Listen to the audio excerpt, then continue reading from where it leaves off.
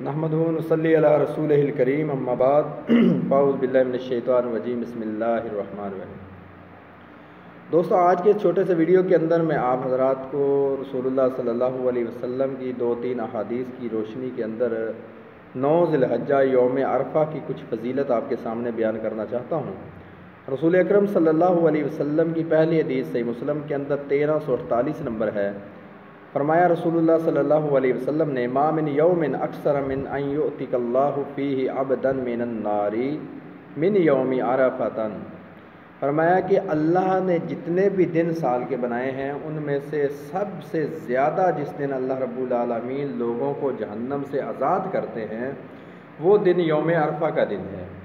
व इन्नहु लयदनु सुम्मा युबाही बिहिमुल मलाइकता, इसलिए कि इस दिन को अल्लाह रब्बुल आलमीन बिल्कुल आसमान दुनिया पर आते हैं और फ़रिश्तों के करीब आकर फ़रिश्तों पर फ़ख्र करते हैं। फ़यक़ूलु, और अल्लाह रब्बुल आलमीन फरमाते हैं, मेरे फ़रिश्तों आओ ज़रा मेरे करीब आओ, मेरी बात तो सुनो। अल्लाह के फ़रिश्ते कहते हैं, जी अल्लाह।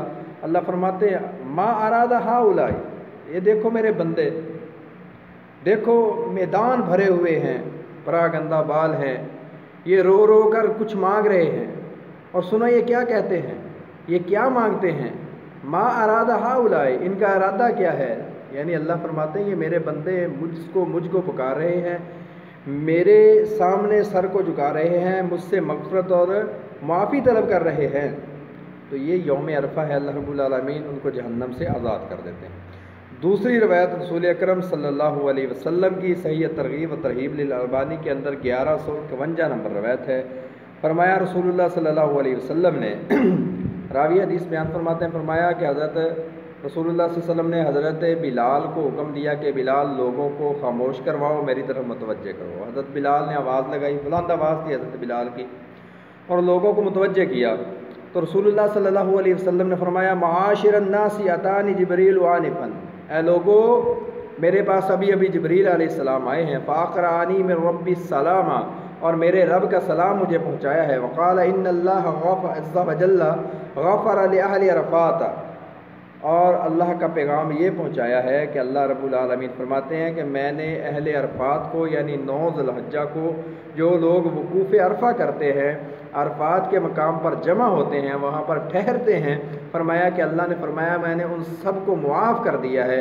वज़ामिन अनहुमुत तबिआत, और उनके हकूक़ अल्लाह ने अपने ज़िम्मे ले लिए हैं। हज़रत उमर रज़ी अल्लाह ताला अन्हु ने सवाल किया, या रसूलल्लाह क्या ये सिर्फ़ हमारे लिए है। तो रसूलुल्लाह सल्लल्लाहु अलैहि वसल्लम ने फरमाया, नहीं है उमर, हाज़ा लकुम व लिमन अता मिन बादिकुम इला यौमिल क़ियामा।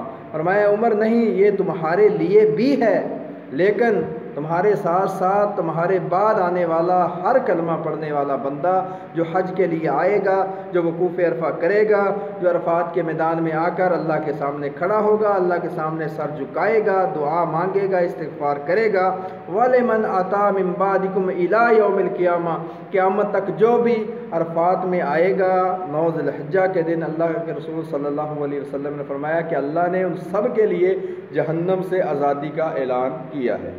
तो दोस्तों, ये वक़ूफ़ अरफ़ा 9 ज़िलहज्जा का दिन जो है, अल्लाह रब्बुल आलमीन ने इसको बहुत ज़्यादा अहमियत दी है। अल्लाह रब्बुल आलमीन से दुआ है कि हमें भी हज जैसी अज़ीम सआदत की तौफ़ीक़ अता फ़रमाए। आमीन सुम्मा आमीन।